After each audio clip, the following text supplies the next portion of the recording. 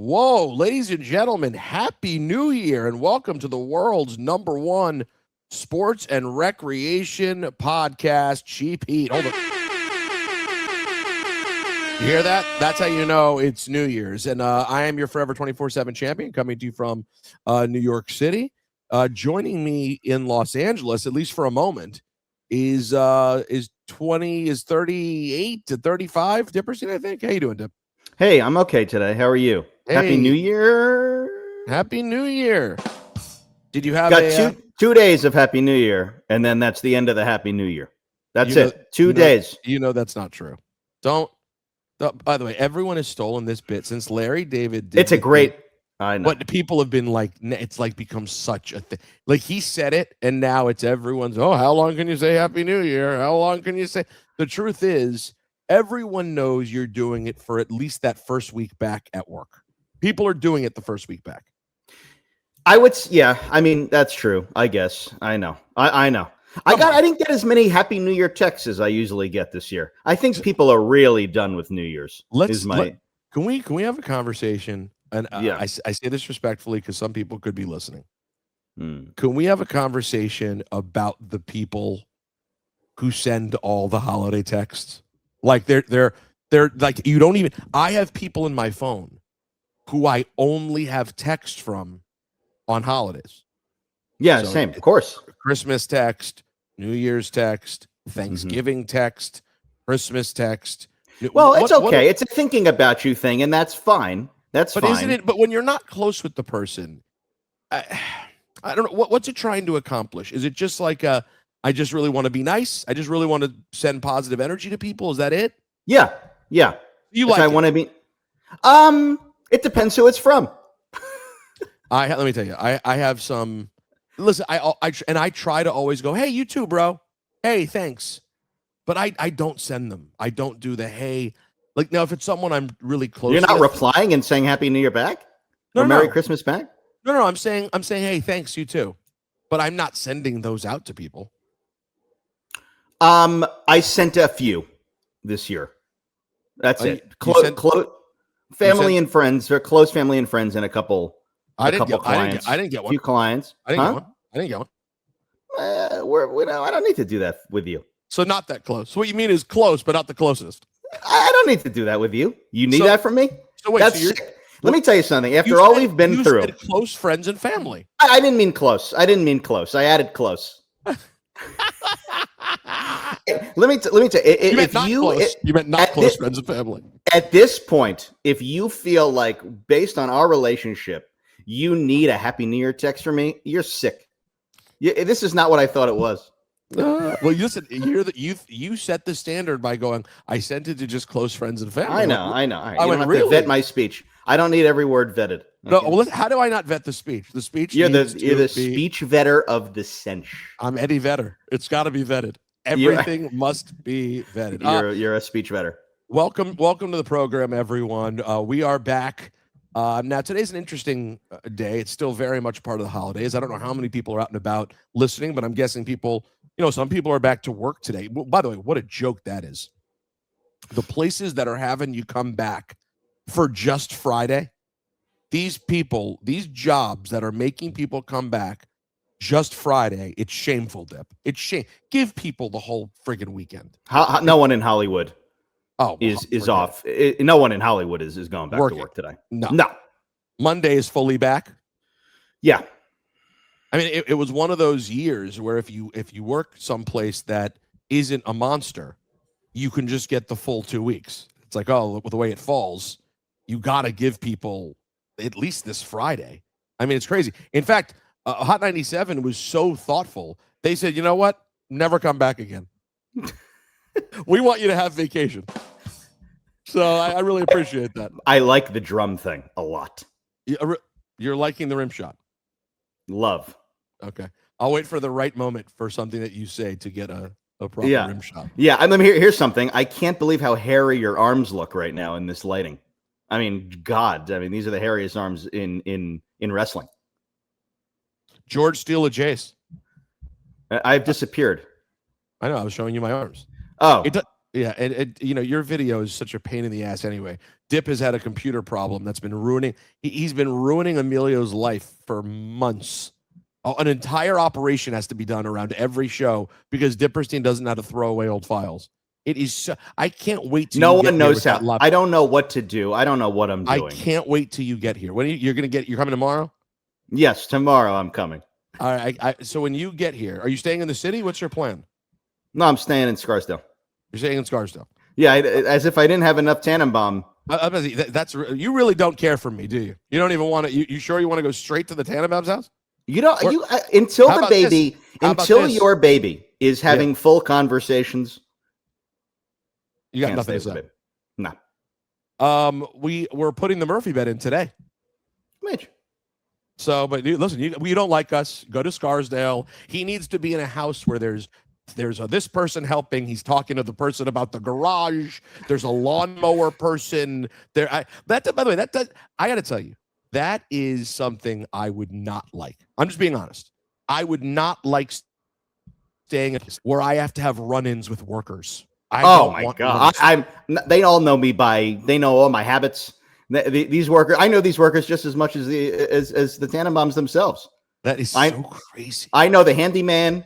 I know the cleaning lady. I know the nannies. I know every person associated with this. How many people honestly come into this home and do some sort of work?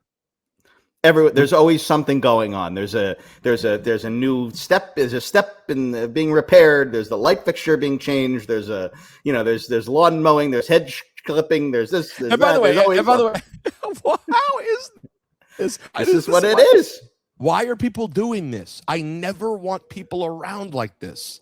It's like such a thing. I have to have the guy come today. Or, the kid who helps me out with stuff is coming to put in the Murphy bed. Even that to me is a lot. Bryce Donovan's coming over today. No, Bryce Donovan can't put in a Murphy. I mean, maybe he can.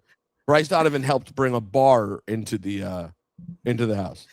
Anyways, so Dip, when you're here though, can you just bring your laptop to the city for a day? I don't know if I want you going through this laptop. I don't need to go through it. You go through it. I'm going to show you. I'm going to just show you what you're doing. Because it makes no sense. Now, this is crazy. You don't get this every day. The physically vacationing is here on Cheap Heat Live. How do you like that? Look at this. He has made it all the way. He's all Where the are way you? in Hawaii. He's in Hawaii, this guy. Yeah, I'm on Waikiki Beach. Where is that near? Is that near what's that near? Anything? Honolulu. Is that it's in Honolulu? It's it's in Honolulu. Zoo. Yeah. I don't know if it's like a Long Island thing where we go, it's on Honolulu or in Honolulu, but it's Honolulu's where you want to be to get to Waikiki. Why not Maui or Waikiki? Well, Waikiki is in or on Honolulu, depending on how the locals rock with it.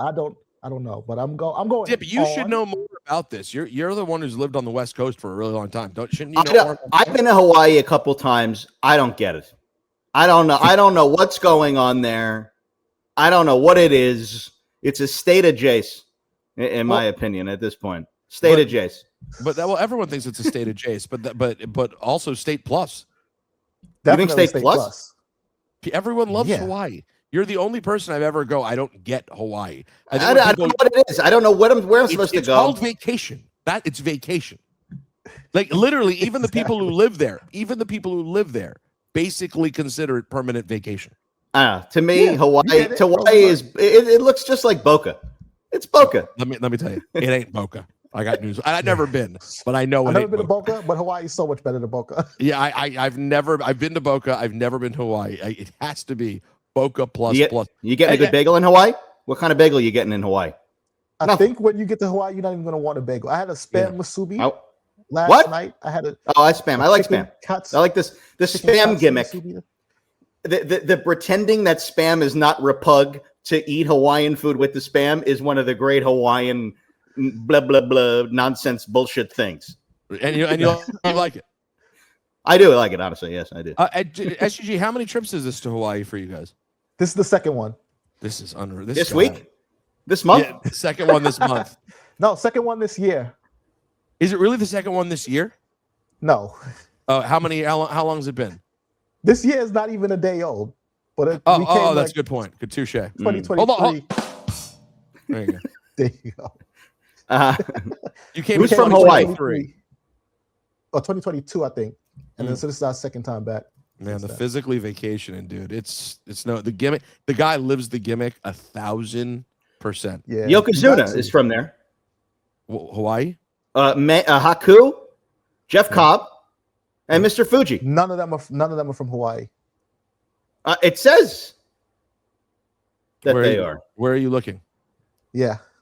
Jeff Cobb is from Guam. Guam, beautiful this time of year. That's not a joke either. That wasn't a joke. He really is, and it is also beautiful this time of year. I'm sure it is. Are you thinking about doing Guam next? Why don't you go do Guam? Have you done Guam? Was on the list. I haven't done Guam. I don't think it's on the list. I always wanted to go to Guam. I'm thinking Guam might be something I do at some point. I've never heard of anyone discussing Guam in a real vacation way, but maybe it's time. Well, SUG, thank you for making time while you're on vacation to join us. Happy New Year. How long have you been in Hawaii? How long will you be in Hawaii? We got here last night, and then we'll be here for about a week. Look at you. God, look at that. That's how you do it. Deb, you wouldn't understand it's called vacation, but that sounds one fantastic. Day, Deb, one day. My vacation this year entailed on the last day of work before vacation, finding out I'm no longer working at the job I've been at for 18 and a half years, and a surprise phone call. That then turned into, well, we're now launching a podcast, the Ebro Laura Rosenberg Show. So I had to do Great show, by the way. Thank you so much. You get to enjoy any while you were traveling? I did, of course. I think we listened to all the episodes. I think there's 4 out. Are there 4 out? No, now? 6 now. There's 6? Okay, so I got 2 more. I was traveling, but I listened to 4 of them. Thank you. Smash that subscribe button. Thank you. Yes, you have to YouTube. Smash. You got to smash subscribe. Yeah. You got to turn on the notifications. We did break 40,000 subscribers in 2 weeks. That's pretty cool. So, but I what I'm trying to say was, I guess my plan for quote vacation turned into I'm launching a new sect in my career, and we had a lot of work to do every week. Plus, we all got sick. The baby got sick for the first time. It hasn't been what I'd call a typical vacation, but I did get to enjoy some wrestling, including this past week. I got to anger the neckbeard community. Let me tell you, the AEW obsessed neckbeard community wanted my head on a stick after World's End. They wanted my world to end. Okay.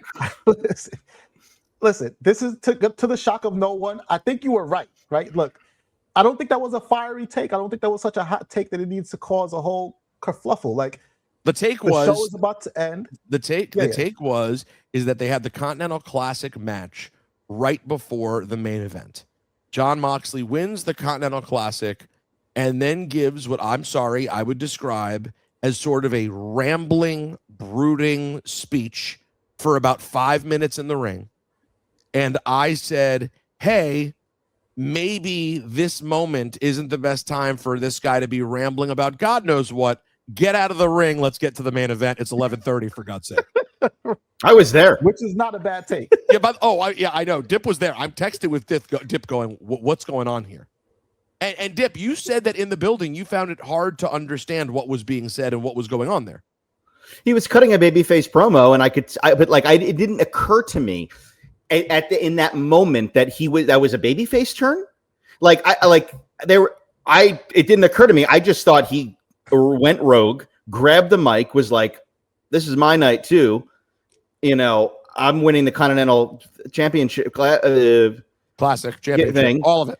Yeah. Yeah. Oh yeah. And I'm just going to tell people, I'm just going to ramble on. I thought it was just I'm going to do this if I want to do this type of thing. That's what I felt it was. And we were wrong, because apparently that was the big face turn for Moxley, to which I would say feels a lot like the Cena face turn. Hey, I guess what, everybody? If you were in this tournament, then you bust your ass and you love wrestling and you people love wrestling. Yeah, sure I've been taking this entire company hostage for the last year, but after this tournament, I just respect the fans so much. Anyways, sorry, wasn't into it. But more importantly, yeah, SGG, I didn't think it was a super hot take. I paid $49.99 for that pay-per-view. I enjoyed quite a bit of it. I need to go to bed. I want to see the four guys. I want to see the four stars compete for the damn championship, for God's sake. Right. And this idea that you could do this on another night, I don't think it was that crazy. Do it on Wednesday. They have a whole show on Wednesdays. Do it earlier. Do it earlier in the night. Or do it early. That was just the thing to me. It was like a very basic thing. I'm not trying to be like, I'm Joe old school book or anything. But if you have a championship match with the biggest names of the company coming up, this fatal four-way with Hangman and Swerve, Samoa Joe, and MJF, maybe it's not the moment where Tony Schiavone says to Jon Moxley, this is the biggest moment in your career. Love Tony Schiavone. That's simply not true. I'm sorry. I know the Continental Classic's a big deal. I think it was a mistake that he said that. I don't think he meant to say. He probably thought, oh my God, I can't believe I just said that after he said it. You think? I don't know. I heard some people arguing, no, it really was. You don't understand the importance of the Continental Classic. I was like, those people are liars. Those people are shills. Those people are the people that they think I am. They are who they think I am. If a bucket of poop dropped down from the ceiling into the ring, those are the same people that will come out and tell you the symbolism of the poop and how it has history in Karakwan Hall in Japan and how you need to know how it ties into all of wrestling life. And if you don't get that, then you're not a fan. Those are the people that you tune out, because this man is a WWE champion, multiple-time AEW World Champion. Even this year, he was AEW World Champion. He was. The moment that he wins a lesser belt is not the greatest moment in his career. It can't be. It's not. And listen, I get it. I want to say one thing in defense of all the people who attacked me. Okay, I will say this. I have a tendency to speak positively about AEW on this show, and to tweet. If I tweet about it, it's usually negative. I admit that. This is me just being completely honest. Yes, I'm glad you said that, because I have something to say about that too. As a WWE person, I'm less likely to tweet positive things about it because it just sits out there. I'm more likely to use that in a critical way. Whereas here, when I have opportunity to speak and use nuance, I talk often about the things I love about AEW. And I don't do that as much on Twitter. So I get that. But those people don't make any attempt to ever hear what I have to say about anything. They just know if you work for one of the companies and you say something about the other company that's not, oh my God, this was the greatest thing ever, then you're a shill and a hack. And oh my God, they went crazy. I mean, people went crazy. I would say the concessions were very expensive at the event. $12.99 for a neutral. That's crazy. For a what? A little, a White Claw. $12.99. $12.99 for a White Claw? Yeah. $12.99. I can't believe they made you pay. Sometimes I go and I just sit at the thing and I get what the hell is wrong with you? What? You're doing it all wrong. No. He doesn't have another option. If you have access to complimentary, there was no complimentary. But there's not, like, unless there's like a party. There's no complimentary. Once the show starts, you could be Jon Moxley himself. You got to go out and buy a beer. Nah. Well, that's an example, but you get the idea. Someone who would want a beer. I will say I was sitting in the second row of this event.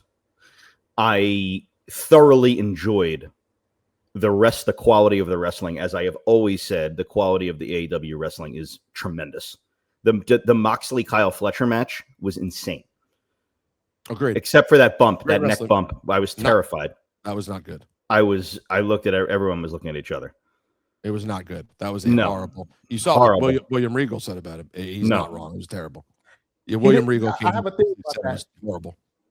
I don't think William Regal was actually talking about that bump. You don't? No, because on Twitter, first of all, in the tweet, William Regal doesn't mention either company, WWE, AEW. He doesn't call out any specific wrestlers at all. I think it was just a wild coincidence, and here's why. Because it's William Regal, right? Like, if he was going to say something, he'd be more direct than he was in the tweet. And then B, he only follows a handful of social media accounts on X. One of them is an account called Grapple Clips. The last post from Grapple Clips, just before William Regal makes that tweet, is the video of him breaking his neck when he delivers a German suplex to Ricky Steamboat in 1993. So he's referencing the exact match that they just posted in their tweet that he saw because he follows them and their backup account. Did you read this or observe this yourself? That's my theory. It's a theory. But his tweet is just ill-timed to the no, match I don't think so. I gotta look at it again. I thought he made specific reference to like he knew people were going to come after him because it was in fact about a current wrestling product. Either way, that moment was scary. And here's the thing: we got to take a break here in a moment. We'll come back. Got a lot more to get into, but I am glad that we started with World's End here. So I know there wasn't a ton of room, but they had the 2 Continental Classic matches up front on the start of the main show. And then they had 1, 2, 3, 4, 5 matches before the Continental Classic final. My only point would be, do it 3 matches after. It's still 90 minutes later. I didn't mind the timing of it. No, you don't. If you're going to make it massive, I just don't think you do it right before the main event. Just a little. Oh, that's a good point. No, that's a good point. You put it in the middle of the show, guys. But it's not. This is where you have to know. I understand they need a little break. It's nice to have them, but it's wrestling. They really could handle doing it. They could do it 45 minutes later. They don't need the entire night. Assuming everyone's okay physically, and you're having a match, do it a little earlier. That's all. They did the promo. He did like that promo before. Did you see that? Like the backstage thing, like the taped promo. I think Volta. And also, on the other side, I want to talk about the main event that I really enjoyed. Also, a little thing. They dropped 2 F-bombs on Saturday. Did Moxley know when he dropped an F-bomb that Mercedes had just dropped an F-bomb? Can someone communicate? Oh, it matters. You can't be dropping F-bombs right and left. I mean, I know it's not meant for children, but good Lord, man. I think 2 F-bombs is good. If the same person dropped 2 F-bombs, then I feel like that's a problem. You got to diversify. You got to throw in a bitch. Different F-bomb. Yeah, true. You cannot. When Mercedes dropped the F-bomb, I went, wow. Oh, they're doing that's an F-bomb. That's a big deal. You hear an S-bomb, you hear a B-bomb. You don't often. I don't recall a lot of F-bombs that I remember. And then an hour later, another F-bomb. Can I say one thing before we go? I would say, besides the big MJF win, the highlight of my night was that I finally had never met him before. I finally got to meet Mark Briscoe. This guy is the mensch of the cinch. Okay, I love him. I love this. I want to hang with that guy. He is a great guy. Okay, and Mark Briscoe. All right, funny, great guy. Let's. By the way, this is when Emilio comes in. He goes, "Hey, you talk? What? You got to hang out with Steve? you got to hang out with Steve Briscoe. Hey yo, guy's a great guy. I mean, he's got nothing but nice things to say to you. Emilio, you hung out with Mark Briscoe before? I have, yeah. Great guy? Very good. Mention the cinch. Him and RIP, his brother was incredible as well. No, we call him Chick. See, there you go. It's Chick. Well, that's how they introduce. Listen, when you introduce yourself as Chick, you got it. You're Chick. All right. Chick. So wait, why Chick? Is it because does he raise chickens? Right? Because they're chicken farmers. Yeah, they're chicken farmers. I got one more thing to say about my time at World's End before I go. You're not going anywhere. Where are you going?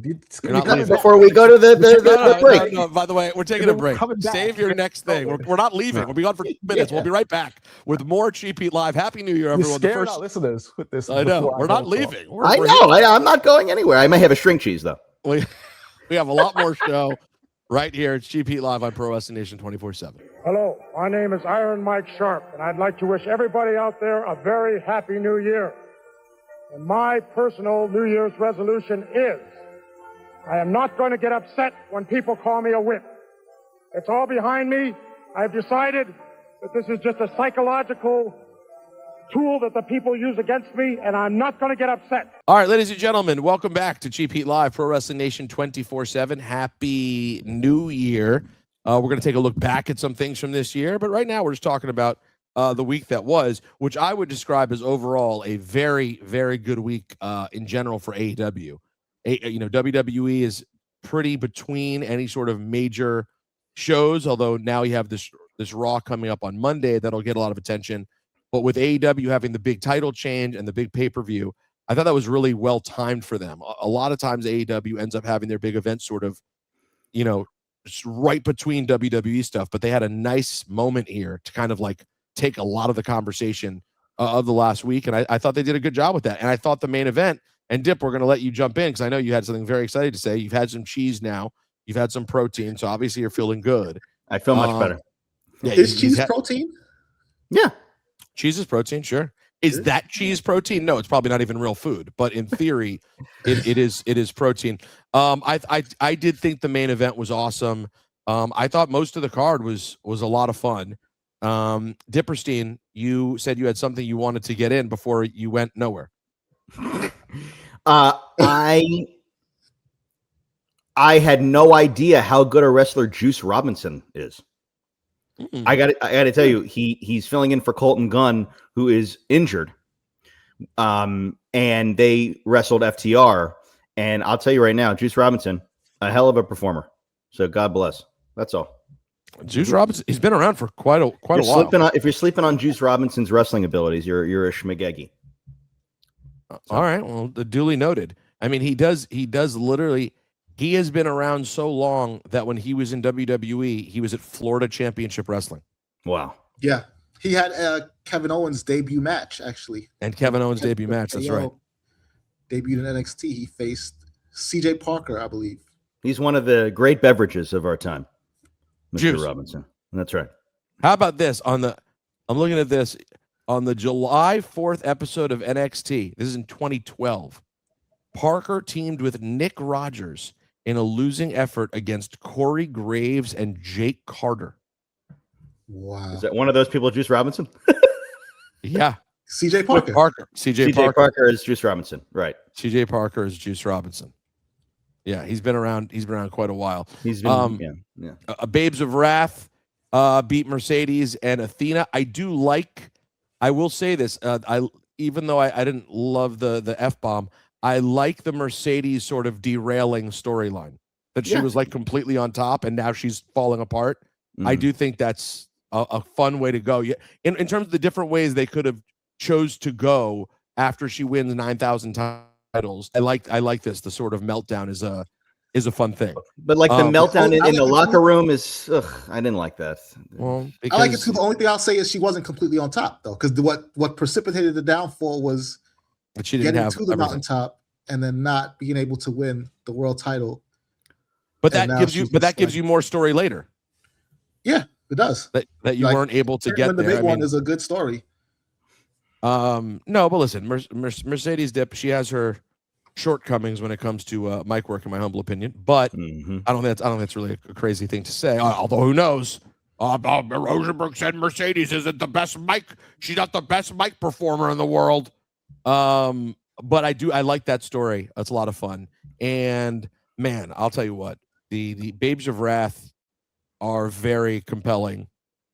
They're really fun. Harley Cameron is a star. You think Harley Cameron's a star? Oh, I think Harley Cameron's a star for sure. Okay. She's super talented. She's funny. She's good in the ring. She's like, I think Harley Cameron's the whole package. I don't disagree. And I think a lot of people feel this way. And I like Willow Nightingale a lot too. Like there are times when I think like they're a little too, and again, this is me being a little bit old school, that guy. Like sometimes I think they're a little too happy-go-lucky when you're trying to be tough. I think that's like a really blurry line of like, where do you need to not be so cutesy and be badass? But that's in the eye of the beholder. So this is how I feel about Greg. Sometimes he doesn't need to be this cutesy. Right. He's so cute all the time, and you're like, hey, dude, I see what you're saying. Yeah. Oh, by the way, how do you guys feel about me wearing the John Cena Saturday Night's Main Event merch for the first time? It's nice. That's a beautiful shirt. Yeah, it is. Yeah, and the face that he has on the shirt is how I felt about the show. He's just kind of staring off into the distance, confused. It may be how he felt about the show also. We don't know. We'll never know. I've argued with so many people about the damn Cena Saturday Night's Main Event. I mean, it's been going on for weeks already. Everyone still wants to fight about it. Yeah, but it's going to be one of the great debates of all time. It's going to be one of the great debates. Yeah. And I attempted to have that debate, SGG. I attempted to have that debate a couple of weeks ago on our last show before the break when I was in Vermont. I attempted to have that debate with Dip, and he basically, this is after you left, and he basically had nothing to say. And he was just kind of like, and I went, Dip, do you want to weigh in? And he goes, I'm not kidding. Dip's response on our radio show that we do was, I've been talking about John Cena all week. I went, but it wasn't on the radio. Yeah, but people are asking me about it everywhere I go. Can you save a little bit of conversation for, the radio show you do about this? Not only that was the best time to cherry pick some of the best takes. You could what? Exactly on the one hand, I feel like this. And on the other hand, but I gotta say, I also think about it this way and just cherry pick the best takes. It's a fantastic. That's what I would have done. That's a fantastic point by you. That's how Dip is honorable. He said, I said everything I could say. I don't have nothing more to say. I have nothing else to add. Yeah. If you didn't have a conversation with me in real life, you don't get to know my opinion about John Cena. I've talked about it enough. It's the most insightful, ghost-written. It's the second best take Dip has on the radio. Besides, he hints at something he has a strong feeling about, and then goes, "I don't want to talk about it here." Those are the two things that when he really brings it. I feel like I'm feeling very bullied right now. Oh, wrong button. Sorry. Now, SGG, you were about to weigh in though on something, and I cut you off. Do you remember? Or is it? I was gonna say, for as much as Cena in the last 5 years, rehabilitated his career, became universally beloved, I feel like going out in a way that completely split the crowd in this, I loved it or I hated it, the only two camps, even though he stumbled into it, and I don't think that was anybody's intention at all, that was the most Cena way to retire John Cena that there ever really was. I couldn't agree with you more, and I really and I think I said this on the show, and I've certainly been saying it a lot. No matter whether you love John Cena and he's your absolute favorite, whether you hate John Cena, I think we can all agree that final run was all of it. Yeah, incredible matches that made you go, "Oh my God, I love this guy." Yep. Weird moments when you go, what the hell was that? It had all of the good and the bad. You got John Cena. You got you got the full myriad of John Cena stuff. Now, Dip, did you get everything off your chest that you wanted to say about World's End? Yes, I did. MJF has the title back. I think it's back where it's supposed to be. He didn't have it for a very long time. It looked like are we getting Kenny Omega and MJF? I don't know. Well, you haven't watched Dynamite yet? I haven't watched it yet. I saw the highlights though. Yeah, he was interrupted by Kenny Omega. But I thought the match was really good, man. I thought all four of those guys in the main event were really fantastic. I think that Samoa Joe is going to go down as one of the most underrated and underappreciated wrestlers ever when he retires. That's my feeling on Samoa Joe. Watching him, first of all, he's the sweatiest man I've ever seen in my life. The man is sweating like a pig in the moment the match starts, and then by the end, it's just a pool of sweat all over the place. He can't be sweating more than Big E. Big E will sweat that much just walking to the countdown set. No, this guy, I've never seen Samoa. He's the sweatiest wrestler of all time. I'm gonna put. Nah, it can't be. He's very the sweatiest wrestler of all time. I'm putting that chip down right now, and I want to know who you feel is sweatier. Now I'll say this: Brock Lesnar gets ridiculously sweaty. He does, and now more so than ever. But Samoa Joe is still on the Mount Rushmore sweaty wrestlers. You know what Brock and Samoa Joe have in common? This is deep. I'm hitting something out of the park here. Here's how you know that they know how sweaty they are. Neither of them wear shirts ever. They don't even come to the ring with a shirt. There's never a shirt to be seen. I think I've seen Samoa Joe in a shirt. No, not in years. Samoa Joe comes out in just the towel, like Tyson. He has the towel around his neck. Yeah, of course he needs a towel. He's got the shorts. Yeah, that might give Samoa Joe the edge, honestly, that he's aware. But Brock also Brock comes out like he never has a shirt that he takes off, right? No. Nah, never. Yeah, a vest. Sometimes a vest. A cowboy vest. I mean, when he's being funny. Yeah, when he's being funny. Which, by the way, I wonder if we're going to get that funny version soon of Brock Lesnar. I wonder if we're going to get babyface, because everyone's saying now, the rumor out there, and these days, maybe my number one problem with WWE these days is that everything we hear rumored seems to happen. That may be my biggest pet peeve of the moment. And what we've been hearing rumored is, I've been hearing some Gunther Brock Lesnar rumors. Have you guys heard this as well? I have heard that. Yeah. Yeah. If we're gonna get that, don't we need SGG babyface Brock? Kind of. I would prefer not. I don't know. I really enjoyed babyface Brock though. Yeah, but I mean, if he does his best work as a heel, I feel like Gunther can go to that babyface side, but then Gunther can't be retiring people. No, Gunther ain't going babyface right now. They're trying their hardest to make it. You got to make the Cena thing worthwhile, and the way to make the Cena thing worthwhile is to have Gunther continue to get booed out of the building. Yeah, him beating R-Truth. That feels so manufactured, though. I gotta say. Yeah, it does. Like, I like Gunther. I like that he retired Cena. I like the way he's going about it, but like, it feels like they're trying to replicate reactions that they got from other people, and in this case, it just does not feel natural because he comes in and then he walks out.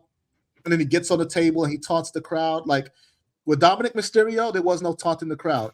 He tries to speak, they drown him out.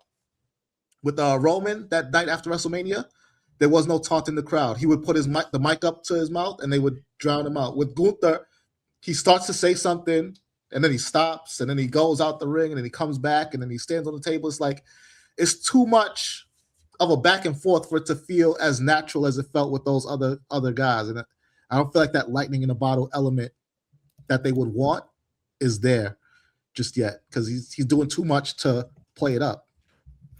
Let's talk about Austin Theory. Wait, real quick before that, can I just add this in before we get to Austin Theory? Is that how you feel, Dip, about the whole bitch thing? I don't mind bitch. I like a bitch. No, me too. I like once a bitch. in a while. No, me too. I like a bitch, but don't you feel that you got something there? Don't you feel? I like a bitch once in a while. Don't you feel feel though? Yeah. Don't you feel though, to the point SGG was making, that they're trying to get a certain thing out of Gunther? They didn't want to take any chances that he wasn't going to get the boos that they hoped for, so they were like, also just call John Cena a bitch over and over again. It seemed like an insurance policy of like, we're getting the booze. We're saying bitch. The bitch is an insurance policy. You throw in a bitch, you're getting booze. Bitch equals booze. Bitch equals booze. That's why bitch is an insurance policy. That's what I'm saying. All right. Austin Theory. Austin Theory has been revealed since we last talked, or it happened maybe right before we last talked. And we've now had a couple of weeks of Austin Theory in the vision. How are we feeling? First of all, he shouldn't have shaved his head. Okay. He doesn't like the shave head, folks. No. I don't like the idea that he's just wearing like black trunks. Doesn't work for me either. You have to give him I've said this repeatedly. He is a great talent. Austin Theory. I have been a fan of Austin Theory since the Indies, since the moment he stepped in the door there. Okay. However, making him generic is not enough. He needs, if you're going to give him this heel persona, there needs to be a reason. I need more of a reason for this guy to exist other than he's maybe not had his shot or he need whatever. I'm looking at all these Vision members right now, and they're all in a row, and I'm like, this is a great group of individuals, and with Heyman it gets even better. Mm-hmm. But just having each other's back, them being the future, I'm not there right now yet. Again, I need a little more. Austin Theory needs to be there for a reason, and maybe that reason will reveal itself at some point. But wanting to have their back and could be the future is not enough for Theory to be in the position that he's in. and maybe this will reveal itself over time to be something better and bigger. Great. But just like giving him new music and a new entrance and sort of shaving his head. Yeah, shave his head. Is not. He's had a beautiful hair. He's a great looking guy. You don't want to shave his head and make him less good looking. Yeah, I don't know if I feel you. I feel you on this. And we just went through this, by the way, and I maintain to this day that the lack of change in John Cena was one of the major flaws of the heel turn. No, I don't care what anyone says. Give me all the reasons why they couldn't do it. Oh, it didn't make sense. He should just wear the... No. The keeping his look the same, except shave. Like, you got to come up with something that's discernible, whether it's a look thing, not just necessarily shaving a head, or the impetus for why they're doing it. What is different about this Austin Theory besides the shaved head? Nothing. I mean, he's not in the corny Grayson Waller tag team anymore. Fine, but that's a change. But I need a reason. Give me a reason. I think that's what my problem is too, is that they look good together. I like the blacked out trunks actually, because it reminds me of what Bron Breakker and Bronson Reed and all of them, they all have the blacked out black on black trunks. So aesthetically he looks like he belongs with them, but they need a reason for the four of them to be together. And whether that reason is that they are the future and they feel like they're being held back and they don't want to be held back anymore, so they're taking what they want or whatever. Something as small as that needs to be there, and it needs to be a focus for all of them, because yes, they're all saying, "Oh, we're gonna be the WrestleMania main event in the future." It's like, okay, it's 2 nights. Are you gonna main event against each other? How are you gonna do that? Because then that seems to me like it puts you guys at odds with each other, and then all of a sudden everybody's taking a back seat to Bron Breakker, and he's gonna face CM Punk. Like, that type of stuff doesn't make sense to me for 4 guys who want to be the future. Like, there's one spot at the top. What they're failing to do, in my opinion, is the perceived common cause is for them to become the future. But what the common cause should be, in my opinion, today, is to destroy CM Punk. However, CM Punk is not, the title run is not effective enough and doesn't feel big enough for them to need or want to destroy him. That's how I'm feeling about the whole thing. Like the Heenan family's common cause was to destroy Hulkamania. But Hulk Hogan and his title reign was so larger than life and so significant at that time that it was the number one thing anyone could ever think about in wrestling. But the CM Punk title run has been a little bit of a bore, in my opinion, and it's sometimes I even forget he has the title. And so that's the issue. The common cause. Let me just finish. The common cause for this Heenan family, this vision, needs to be universally to destroy one entity, and so they need to beef up Punk a little bit. And then, by the way, the one thing that this has done really well is force Bron Breakker into the title picture to become a main event guy, and his mic work, especially on Monday. This, a few days ago, has improved significantly over the last 6 months. He really is living up to it, in my opinion. He is. I'm a huge fan. So that's what it's accomplished, but it hasn't accomplished a common goal that is enough to make me really compelled. I feel like I like what you're saying about them needing a common cause, but it shouldn't even just be to destroy CM Punk, right? Like, if you're the future, but you're not going to wait for the future, then it's not just CM Punk in your way. It's all those legacy acts. You need to kill off the Usos. You need to kill off New Day. You need to kill off CM Punk, Rey Mysterio. You need to be the big bad on Raw, not just in the world title picture. The same way like the Bloodline took over SmackDown, and even like Solo's new Bloodline, and even the way people felt about the Vision when it was led by Seth Rollins, and how they just were like the big bad on Raw. They need to be that. They need to be somebody that not just CM Punk is worried about. They need to be a group that everybody on Raw in the men's division is worried about. And if a woman joins the group, then the women need to be on notice too, all up and down the card. Yeah, no, I like that. I mean, they should I guess you could do Theory and Logan versus the Usos for the in a tag. Don't you dare put them back near the Usos again. Enough. Wait, that goes against, I think, exactly what SGG is saying. We need to diversify the people they go after. Can't just be CM Punk and Jey Uso titles and LA Knight. I know, but I don't want to see the Vision and the Usos anymore. I know. How many episodes ended with a schmaz related to the Usos? I know. I need to mix this thing up, for God's They've sake. kind of backed themselves into a corner going, I mean, what are they going to do with this? Well, listen, another thing that I think we should talk about in hour 2, which we're about to get into already here on Cheap Heat Live, Pro Wrestling Nation 24/7, is the Usos of it all. And the Usos are tag team champions again. So this is obviously a decision has been made about where we are going. And I'm curious to get you guys' thoughts on whether this is a good thing, a bad thing, not a thing whatsoever. But I also agree with you, SGG, about finding a way to make the Vision a bigger story throughout all of it. And also, another thing for us to discuss in hour 2, what's going to happen in this Bron Breakker CM Punk title match? I mean, my assumption is CM Punk wins and continues to hold the title. But, how, first of all? From a realism standpoint, I'm not trying to be that guy, but, we're trying to build Bron Breakker to be this thing. Why would he lose to CM Punk? He has the Vision. He has Paul Heyman. He's younger. He's stronger. He's tough. He's everything. My guess is it's going to end in a schmaz. They're not going to. You're right. That they're not going to let that happen. So what? So they're going to attempt to interfere, and then other baby faces get involved, and the whole thing ends up just like a no finish. Yes, it could be one of those things where his own hubris is what costs him, right? He toys around with CM Punk so much that he could maybe get a roll up. People would hate that, but it would be his own hubris that costs him the match, or he's just beat CM Punk down to the point where he gets counted out. Can't continue.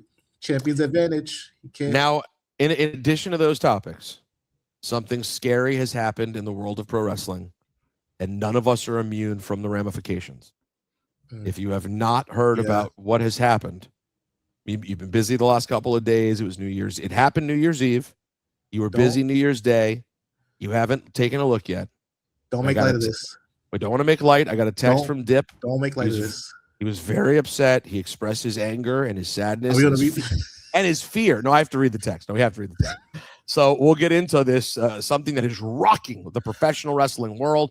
We'll do that in hour 2, right here on Cheap Heat Live, Pro Wrestling Nation 24/7. My name, as you all know, is Sergeant Slaughter. And I'd like to take this time to wish you all a very happy New Year. You know what my New Year's resolution is? Cobra Core in 84.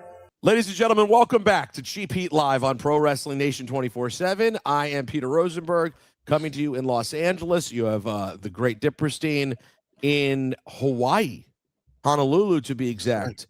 You have the physically large and physically vacationing stat guy Greg. We are here for another hour to talk pro wrestling as we get ready for the big Monday Night Raw from Barclays Center on Monday. Also, I'm going to say this. I'm going to put it out here. It's listen, if it doesn't happen, you can blame someone on this show.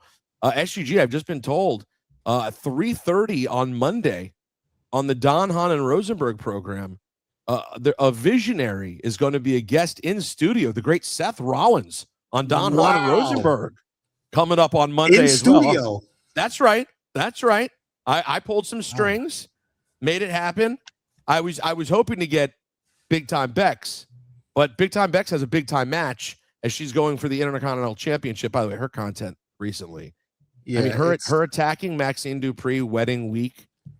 Becky's use of parentheses is some of the great parentheses. Awful, by the way, her insane by the ways in parentheses are so amazing. I got to tell you, I have one real issue these days.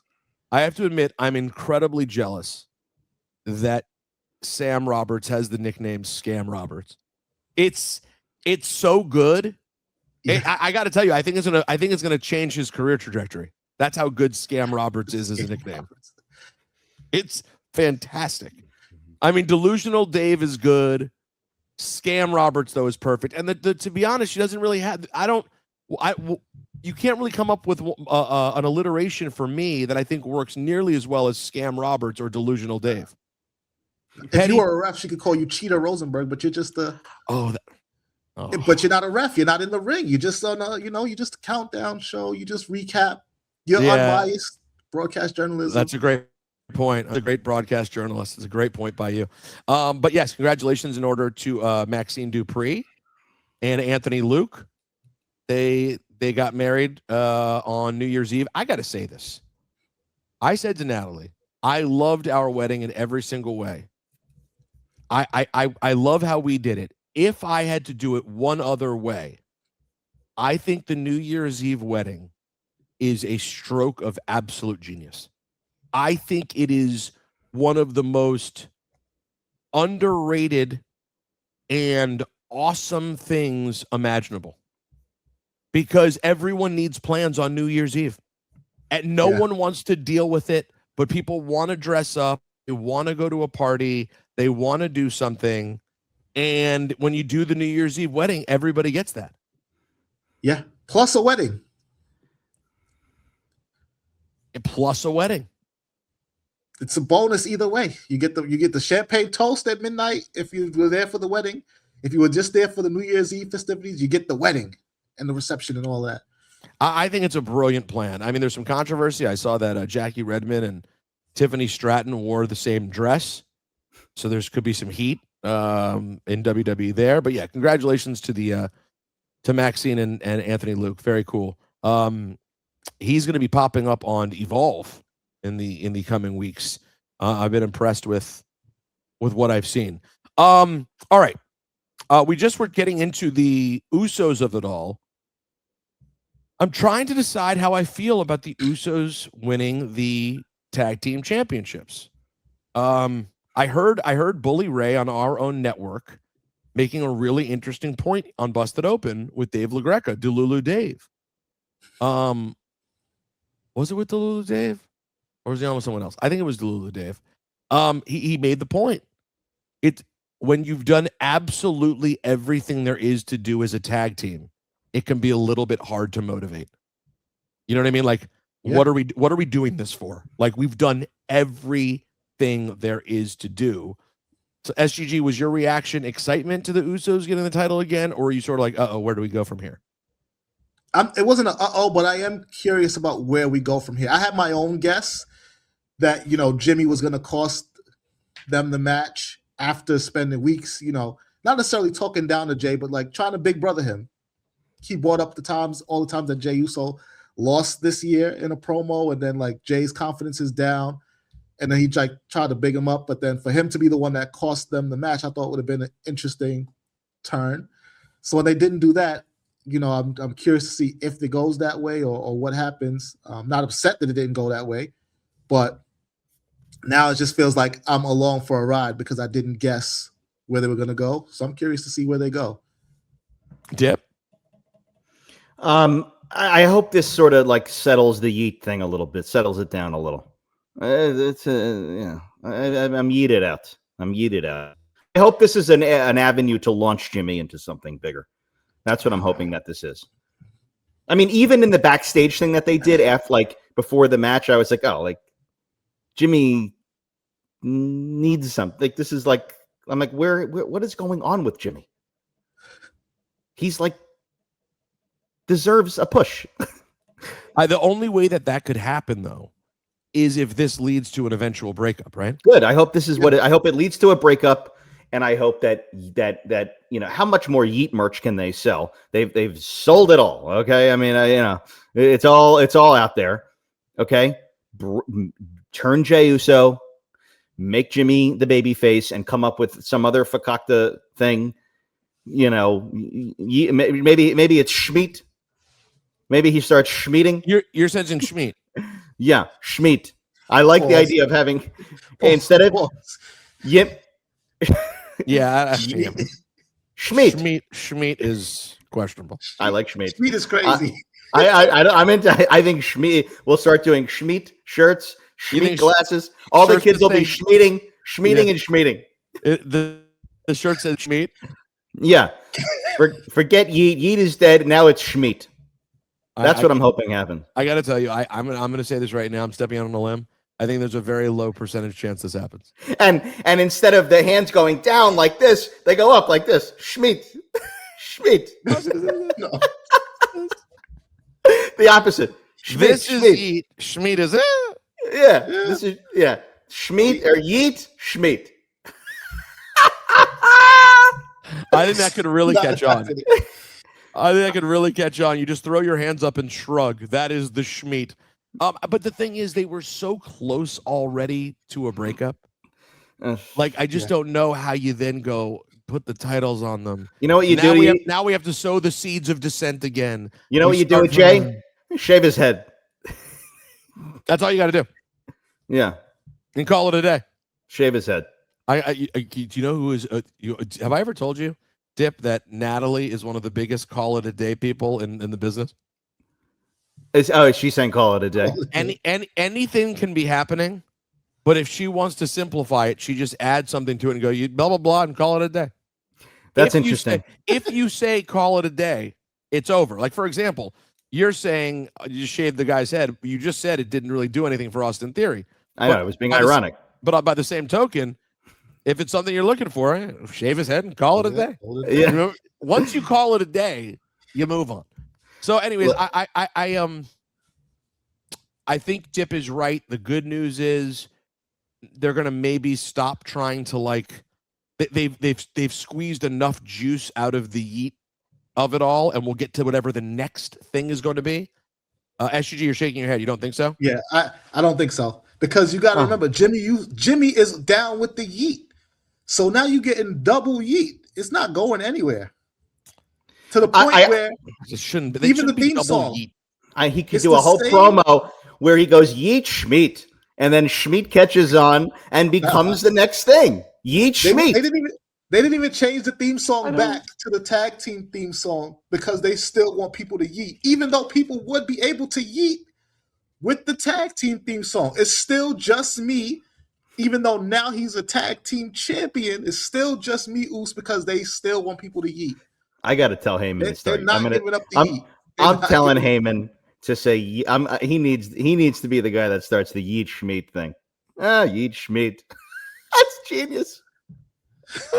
And then who would be the right talent, though, but to then be the person who's fighting Yeet with Schmeat? It's Breakker. Breakker goes Yeet Schmeat. It's Bronson Reed. It's Bronson Reed. If you're gonna go Yeet Schmeat, you got to go with Bronson Reed. Why? He's the Schmeatiest of the whole vision. You think he's the Schmeatiest? Is that what you think? He's the Schmeatiest, Paul. But you're saying you're making it meat. I'm not saying anything about meat. I'm just saying it's Schmeat. You're adding SCHM to Yeet. That's it. Yeah, nothing to do with meat. There's no A. It's two E's. SHM SCHMEET. Schmeat. Bronson Reed is definitely going to change a letter. He changed chief to thief, or tribal chief to tribal thief. He's going to change. He's going to add an A. He's going to change the Yeet to Schmeat. Right. Dip, I have a gimmick for you that we've never talked about. I just experienced it today, and I'm telling you, you're going to have thoughts. I'll be shocked if you don't have thoughts. So I told you we went to this lovely restaurant in the neighborhood where there's a peckerhead who works there. It's a really great place, and we got to go there sometime when you visit. We went for brunch. They have a very nice brunch. And I don't know, I wouldn't normally indulge in this, but it's New Year's Day. My friend Chauncey is visiting. We hung out with Ballard. It's a whole thing. Lots of farting going on amongst you. Farting up a storm. I got, here you go. Let's see if he has a thought on it. I ordered the bottomless mimosa. Oh. Let me tell you something. You want to talk about a gimmick. I had 4 mimosas. Nothing. Oh, yeah. Yeah, you need 30, 40 mimosas. So they feel the effects. To hit rock bottom with these, you have to have 30, 40, maybe 50 mimosas. They were literally, I think they were just taking like orange juice and pouring seltzer in it and handing it to me. I'm like, oh, so yeah. I thought a couple. I thought by the 3rd mimosa, I'm feeling something here. Champagne is strong, man. Champagne gets you. That's what I'm saying. They're putting nothing. If you're just hitting a splash of orange juice in the champagne, which is what a mimosa is supposed to be, then you will get got by the 3rd. What kind of nice restaurant has bottomless mimosas? What is this, an IHOP? What are you going to here? What are you talking about? Brunch places in Manhattan, they do bottomless mimosas. It's a very common thing. When something is bottomless, you have something bottomless. There's no way it could be that high end. Okay, they every nice high end place has a bottom. There's no bottomless. This is, by the way, he's not wrong. He's not entirely wrong. Well, it wasn't. It's not a fancy restaurant. He's going to brunch at the Olive Garden. That's what he's doing. You want an update on Dip? You want an update? I fine. If Dip wants to throw haymakers, you want haymakers? Dip likes shitty food. How about that? Dip has bad taste in food. You have the most undiverse palate of anyone I know. You go and attack mode. Attack. Roy Cohn taught you how to argue. Okay, what an insane take. What kind of nice place has bottomless mimosas? Places that do brunch do bottomless mimosas. And by the way, Dip is in no position to argue because the place we went to last time, which I'm not going to mention because I like the place and I'm not going to disrespect it, but Dip loved it. And they decide. Oh, no. That's why I'm not going to say what it was because it would disrespect it. But Dip will admit that I'm right. They specifically trashed up the menu a bit, and Dip loved it. He loved it. They trashed up they might as well have added a toy. Comes with your dinner. And Dip loved. He went, oh, now this is what I'm talking about. They had a kids meal. They added a kids meal to the menu. I won't disrespect them because I love them, but I was disturbed by some things on the menu. All right, so Dip sent us a text earlier, and this was the funniest part. The funniest part about all of that was that we are about to fight, but you just fought about something that we were not going to fight about. No, I'm not going to. The main event is now, guys. No, this isn't a fight. I'm making fun of Dip because the way the language he used made it sound like something really, really horrible had happened. Dip wrote our group chat and just wrote, "Everything is gone from Peacock." Zach replies, "Correct. Most is moving to Netflix, if not there already." And Dip said, "No, not there yet. A few pay-per-views, but there's nothing else." SUG said, "Oh yeah, they got pulled at midnight." Zach says, "The ball dropped, and so did Survivor Series 91." And then Dipperstein's next text is, and I quote, "I'm very worried and angry about the state of the Peacock thing."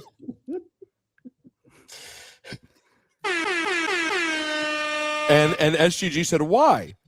And he said, "Because I don't know where and when it will appear again, and I watch it every day." I think it's reasonable. Dip, I'm concerned. I gotta say, before we get into it, I was laughing, and so I read that part of the exchange to Crystal, and she felt bad for you. She genuinely was like, well, what is? But that means he read it to her. He went, "You got to hear what this lunatic's saying." But it's true. What gonna do? She wants to know. I can't have it disappear indefinitely until some deal is made. It needs to live somewhere other than nowhere. I agree. Listen, I would if I will tell you, if this continues on while I'm making fun of Dip, if this continues on, I will be very worried. We've talked on this show for years and about how much we care about the network. And we've played a game called What Price Would You Pay for the Network? And we've gone up as high as like $100. I'd pay anything to I think I've topped out at $500 a month. $500 a month. I said $500 a month I'd pay. You would pay $12 a day? Absolutely. Yep. I'm at least watching Survivor Series 89 and WrestleMania 6 at least once a week. So is that worth $12.99? I have all these other fakakta things, this, that, plus this, plus that. I have 10,000 streaming things I don't watch. I watch barely anything that I like anymore. True. I would pay just to watch Survivor Series 89 and WrestleMania 6, $12.99 a month. No, I said $12.99 a day though, to get us to $500 a month or so. Oh, so $12.99 a day just for those two events? Sure, seems fair. Yeah. No, so are we? So if you guys haven't looked yet, and you go on Peacock, you will see that most everything is gone. The scariest thing is that when you go to the WWE menu, the first thing that pops up, it's like WWE Evil, and then like Raw Talk and a picture of Sam and Megan. It's like, whoa, Respectfully, what is going on here, folks? So let me tell you. So I turn it on yesterday for the first time. I turn it on New Year's Day, and I go to the continue watching thing, and I see Capital Combat 1990. Great, everything seems fine. Yeah, so it's there. So I click on Capital Combat and it plays. But then if you search WCW, nothing's there. But it's remained in my continue watching. Weird. Saturday night's main events are all still there too. That, you just killed it off, right? Yeah, you might have, just by saying it's not going to be there when you go back for it. Saturday night's main event is there. Dip. I saw some other 80s stuff, like some challenges maybe. There's like some random stuff there. Challenges are gone. Are you sure? I think so. I'm opening up right now. I also had watched Mayhem 99 or whatever, and Mayhem, whatever that Peacock pay-per-view was, WCW, and that was also in continue watching and was able to be watched. But even the button, the WWE thing that said WWE is not even there. Yeah, by the way, where is that? It's gone. When did that go away? On my phone, it was there earlier. Now it's not here. It's gone. Everything's gone. When you search WWE, hold on. I search WWE.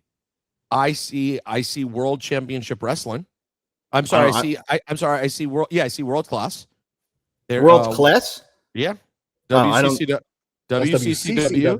Yeah, there's 2 seasons of WCCW. Oh my gosh, this is like random. I see 2 one-night stands. Last week there were 4 one-night stands. Now there's 2 one-night stands. It's been taken away from me.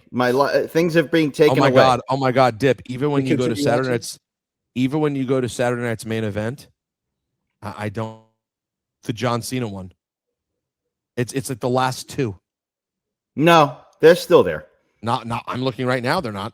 Oh my God. I see 2. So it's just the ones that are a part of the new Peacock deal since they moved to ESPN. NXT Deadline is here. NXT Takeover, Miz and Mrs. NXT Nursey, SmackDown is here. Where's this gonna go? What are you gonna do? I need to do something. What can you do? I need something done. Well, can you do anything? I might be able to. Somebody. You're very powerful. I know. Call everyone, Dip. You just have to. Now, Capital Combat is in TV for you. They know me so well. And it's still playing? Yes. Okay, I just searched. Capital Combat is still there. Capital Combat 90 is there. Mayhem is there. So coincidentally, are you on my Peacock? No, I know. Isn't that weird? No, they're there. I searched. Wait, so what if Backlash? I'm searching for Backlash. The Return of RoboCop. Backlash is not there. There's nothing called Backlash. Oh God. I mean, this is crazy. I mean, but there's Valentine's Day Massacre is there. This can't go on forever. What is happening? We know we can ask people. I feel like stuff is moving to Netflix, and then what? I don't know. Netflix might end up on YouTube because they have been beefing up that WWE Vault channel. By the way, I turned on the Vault. I turned on the Vault this last week. The Ultimate Warrior footage is fun. I saw. And then they have 40 minutes of only the Royal Rumble backstage promos, which I of course watched, and I've seen them all. I could recite them. But you still sat there and watched. All right.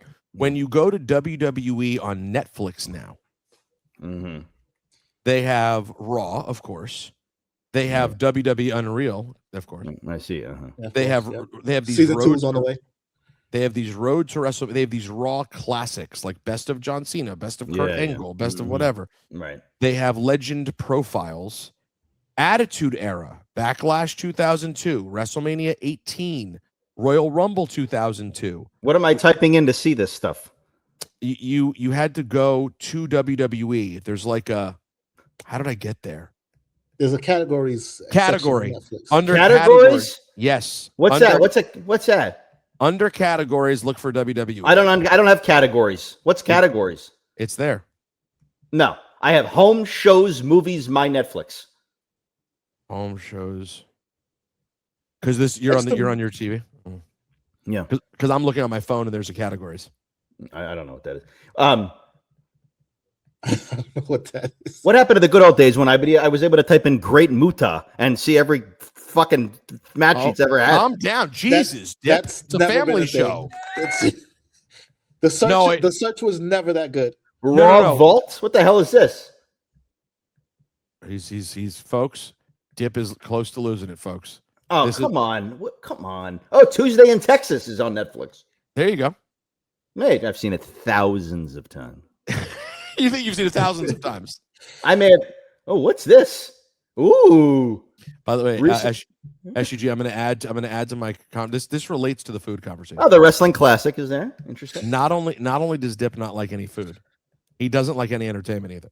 He only likes what he's saying right now out loud are the only things he likes in the world. Old wrestling pay-per-views. That is it. There's not a movie. There's not a TV show. There's like 3 restaurants. He really is just like white trash from Philly who wants like his jalapeno poppers and to watch this Tuesday in Texas and call it a day. I've always wanted to order jalapeno. Jalapeno poppers. I've always wanted to order that. I've never ordered jalapeno poppers. No. Well, I mean, my stomach can't handle jalapeno poppers. Because of the cheese and the jalapeno, it's a lot for you. Yeah. But if you get them, Dip, call it a day. You know what I mean? You get the jalapeno poppers. Let me tell you what happens after I eat jalapeno poppers. I'm schmeating for days. It's going to be Yeet Schmeat all over the place. Let me tell you right now. All right, well, this is a reason for real concern, though. Hopefully, it all pops up on Netflix in the next couple of weeks. There's just a thumbnail big picture of Razor Ramon, and if you click on it, it says "in your house." Yeah, but so this SUG, I think it's very possible that the same way we're watching like it loosely leave Peacock, we're gonna watch it loosely appear on Netflix. Now there's a thumbnail of D'Lo. Let's click on that. What's that? Over the Edge. Over the Edge is there? Over the Edge. Interesting choice. By the way, say goodbye to something to wrestle with. That I used to watch randomly. Once in a while. I'd put it on, and it's gone. I mean, I assume they're not adding it anywhere. Well, here's the thing. This not to like get to veer too far into like entertainment, minutia. But if anybody saw the news a couple of weeks ago that Netflix just procured all of this podcast content, bragging rights is there. Oh, great. So do you want to blow your brains out? Watch it. Judgment Day. All right, be quiet. Please stop just yelling out names of pay-per-views. I'm trying to make a point for Christ's sake. The point I'm trying to make is this. If anybody paid attention and saw the news that Netflix procured the rights to all of these different podcasts, what that tells me, SGG, is the whole way Netflix is going to present content is about to change.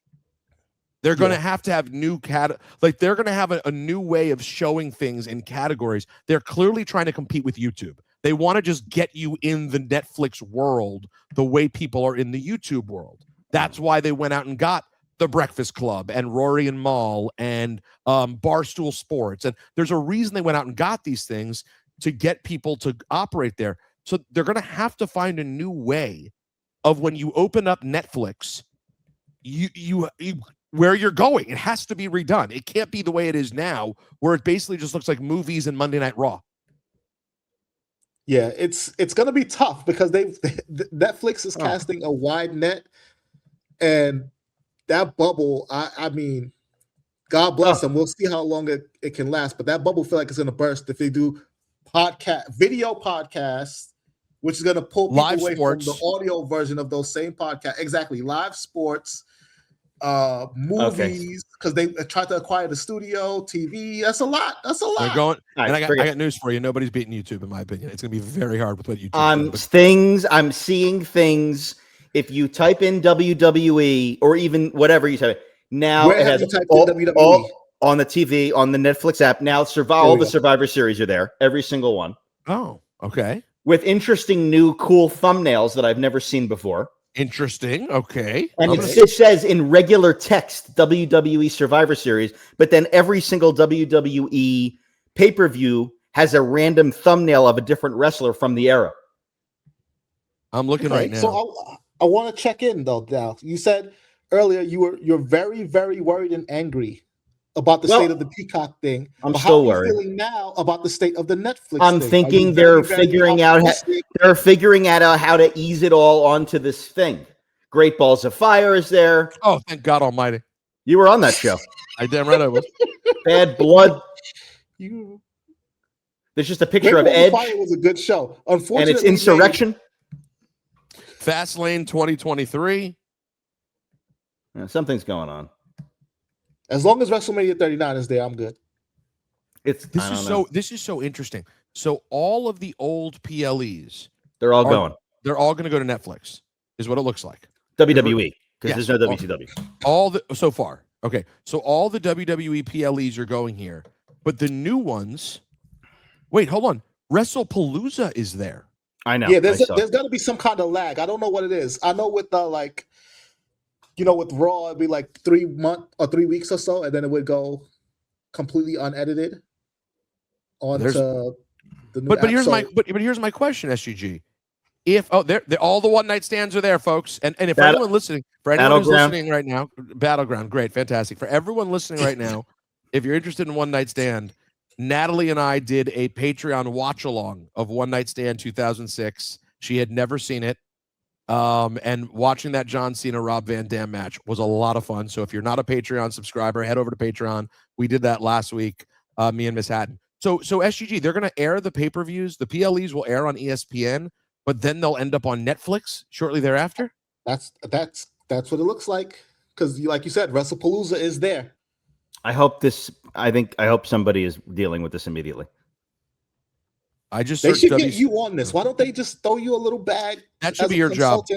And get you in on this. Because I feel like they need the voice of the fans, but also somebody who could facilitate this and just get this done. You're the guy. Properly. I need Capital Combat on Netflix. He needs Capital Combat, folks. He cannot miss the return of RoboCop again. Great guy. Even though this happened in 19. So, God, do you guys remember?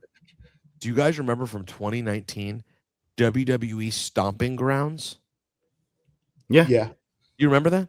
Yeah. This is when I was gone. I was not with the company during the Stomping Grounds era. Kofi Kingston battles Dolph Ziggler in a steel cage match. Nice. Universal Champion Seth Rollins takes on Baron Corbin. Big fan. Yeah. Wow. Because remember, they were feuding, and then that led to the great moment where Baron Corbin hit Becky Lynch with that End of Days. Wow. SGG. Look at the stat guy. Look at the stat guy doing stat guy things. Wrestling and Baron Corbin history, it was fire. That's Bishop Dyer to you and me. Yeah, Bishop Dyer, he did what he had to do, though. Wow. All right, well, listen, we are making some progress with regard to this. When we're going to take a quick break, come back, and get into Raw. We have, first of all, guys, tonight, the first 3-hour SmackDown is back.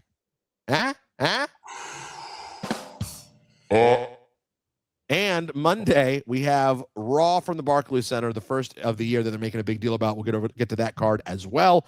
All right here on Pro Wrestling Nation 24/7. Happy New Year. This is Captain Lou Albano out there, and I want to make a new resolution. I want all the little kiddies of America to look up to the captain, and I want you to follow in my ways. I want you to idolize me. I want you to do what I do. I want you to walk down the streets and say, I want to be another Captain Lou Albano. That's my resolution, to set a fine example for all the little punks of America. I want them all in my corner. Captain will show you the way, brother. Take a look at my face.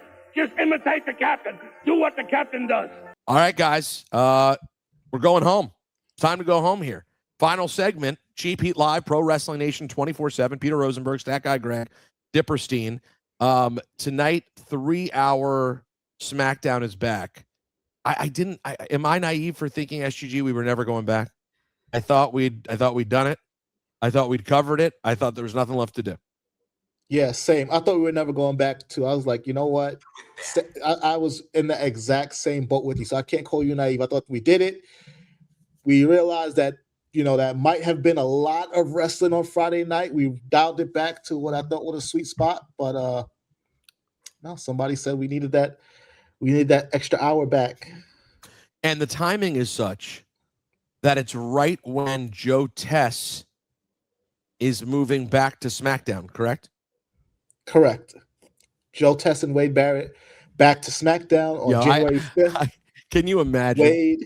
Can you imagine when Joe Tess and Wade Barrett found out we're switching it to 3 hours just as they're moving back to SmackDown and Graves and Cole now move over to Raw?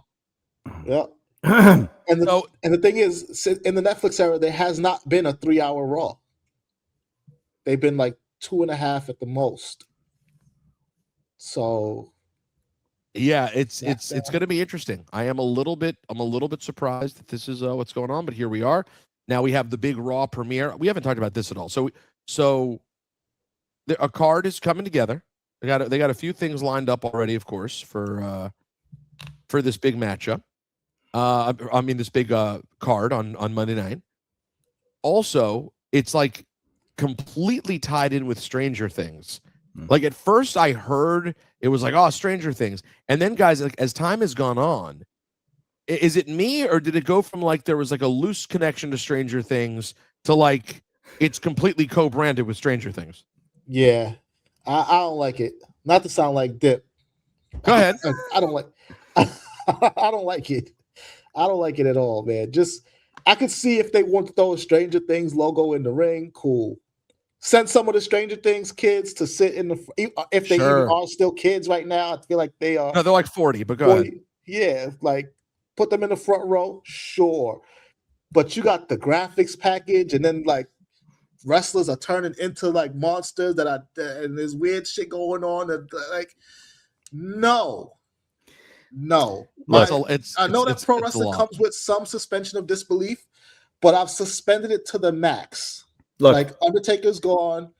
If you want, you do a Wyatt 6 Stranger Things, something like that. Keep the spooky contained, but that is ridiculous to me. Netflix is going to get their ish in. Okay, folks, let me tell you something. And they're going to get their ish in and call it a day. They're giving you every comedian who has a special, the random movie stars, the people who are in a show that you've never even heard of that they announce in the arena. And then you feel awkward when they show the crowd and they go, oh, look at so-and-so. And the whole crowd's like, I don't know who the hell that is. And there's shows that I don't watch. Like I watch the Upshaws. Is Mike Epps going to pull up to a Netflix thing? You like the Upshaws? You're an Upshaws guy? Big Upshaws. I love the Upshaws. Hilarious. You love the Upshaws. Wow. I have never met someone who watches the Upshaws. People watch the Upshaws.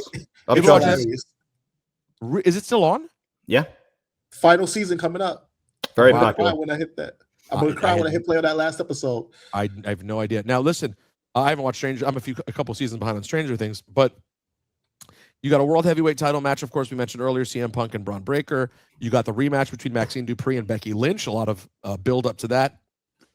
You have a women's tag title match, the Kabukis and Rhea and Io, which, by the way, you want to talk about a story that has gone on forever. Oh, it's too much. How long have we been doing the Kabukis and Rhea and Io? I mean, Rhea and Io are hitting the anniversary of their story at the anniversary of Netflix, because I think they fought on January 6th. Rhea and Io. Was that one? Did Rhea win the title from? Didn't Rhea win a title that night? Rhea did win a title that night, so I might be mistaken. But they come. You might be mistaken. I'm so kabukied out at this point. You've had enough kabuki. I'm kabukied out. Yeah. Raw Netflix premiere. I'm just a little frustrated that, here's my feeling. I know I've said this before on the air, guys.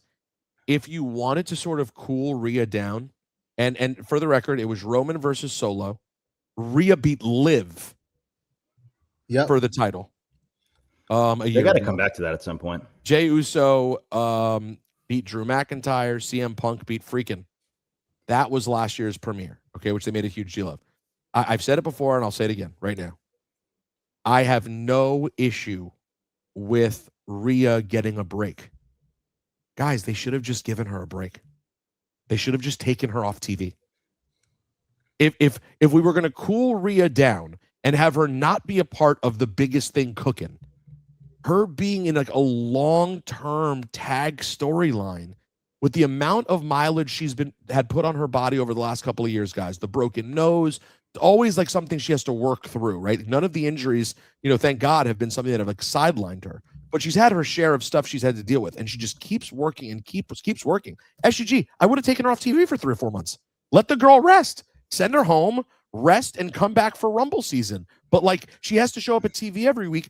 But I feel like Rhea has not been Rhea, because that's the thing about being in a tag team when you're a superstar. It's very hard to stay at like the max level of superstar when you're a part of a tag team. Sorry, it's just how it is. Yeah, it's true. Even with like the thrown together tag teams, the problem for Rhea is when she's healthy and you have like, Naomi's pregnant, which doesn't make her unhealthy, but she cannot wrestle. It makes her unavailable. Injured. Right. Bianca's injured. She's not available. I don't know where Tiffany Stratton is, but when you look around and like people just haven't been around, then you look at somebody like Rhea and like, we need you. We need you. You cannot take this break. And unfortunately, that's where she is. Yeah. I'm kabuki'd out. No, I get it. All right. Well, Dip is kabuki'd out. Now, one thing we haven't talked about, though, that was a bit exciting. Hayes has a championship around his waist. Finally. Love him. Happy to see it. Emilio Sparks had a strong feeling on this. You were not into the Ilya Dragunov Carmelo Hayes of it all. No, I just wish that they gave us a little bit more, so that way it can be a lot sweeter that Carmelo Hayes is now the United States champion. No, I know. I don't disagree, but at least he's got something. I mean, him winning something is something. I wouldn't say it's something plus. How is something when it does not a full something? You're just getting like smidges of something. Because the whole point, you don't know that. You don't know the definition of something. All right, go ahead. Define something. It's something, but it's something is like a concession to like not something. You know what I'm saying? Yeah. It's not nothing, and it's right. Not something. Not nothing. Right. It's something. Sure. If you say so. If there was a big story that built him up to whatever, that'd be something plus. But it's something. It's something. I just feel that there's a larger issue glaring with their secondary and tertiary championships. It's just it just doesn't get going. Like, you had Ilya Dragunov champion for months, did several defenses, and just couldn't get the crowd to rally with him. I feel this way about the punk scenario. I'm like, I forget he's champion. I don't know. But the only secondary title that's gotten a truly something treatment is the Maxine Becky story. Right. Yeah. And this is just me. I think right now the women's secondary championships are better booked than the men's, because there's so much emphasis on what Chelsea Green is doing, and Becky is just on the run of a lifetime right now. So, like, everything that she's doing, top heel in the company. Yeah, I don't think I'd argue with that. I don't know who would. Yeah, he's incredible. But I think you make a fair point, Emilio, that it's the secondary men's titles are like, it's haphazard, and even the Carmelo thing, it's great for Carmelo, but now what are you going to do? I mean, are we going to turn this? We got to find a story for him. I assume maybe the Miz thing gets revisited and he defends against Miz. Yeah, I think that works, maybe, but hopefully. I want to see, like, to bring it back to even when Dip was having a conniption fit over, the Peacock of it all. Remember when championships were booked? Like, you cared about the Intercontinental Championship back in the day because there was a litany of just beasts that that anybody could have been champion. But there was also no other championship, right? It was the WWE title, the Intercontinental Championship, and then the tag team title. So those three, it all felt like heat when you were going for a title, because it was just your gold, your silver, and your bronze. Yeah, but they have separate brands, though. But they have separate brands. What are you talking about? So, no, but that's why you need one tag title, one world championship, and then the US title could be the SmackDown's main title. The IC title could be Raw's main title, but like the other big titles muddy it all up. Like, I agree. You don't need 2 women's world championships. You don't need 2 world tag team champions. You don't need any of it. You run the risk, but then you run the risk of having, instead of having from a streaming and network thing, Netflix wants their own, and then USA Network wants their own. I don't know. But whatever the case may be, that's when you get forgetting the the US title and the IC title. Forgetting the business of it all or the network shit. There should wrestling is hurt by the amount of titles that exists in WWE and AEW. There should be one champion. There should be the WWE champion. There should be a tag team champion, and there should be an IC champion. If you want to throw a truly like lower card thing in there, like the cruiserweight championship or the hardcore championship, like a real gimmick title, fine. That's it though. There shouldn't be US. There shouldn't be, other things. There shouldn't be Continentals and Universals and Gablika and Schmeat titles and Kabuki titles. There should be just the regular amount of titles. There's a Schmeat. There should definitely be a Schmeat championship. Yeah, there should definitely be a Schmeat. So here's what we have just in WWE. God forbid we get into the AEW of it all. Well, we don't have a lot of time. You have the World Heavyweight Champion, CM Punk. You have the Women's World Champion, Stephanie Vaquer. You have the Intercontinental Champion, Dominic Mysterio. You have the Women's Intercontinental Champion, Maxine Dupree. You have the Usos, the World Tag Team Championship. So those are all the world titles, and that includes the IC titles. Then you have on SmackDown the undisputed WWE Championship. My number one pet peeve of all time, of course, is that they had the opportunity. They decided to change the word, and instead of calling it the Universal, they called it the Undisputed. It's disputed. It's 1,000% disputed.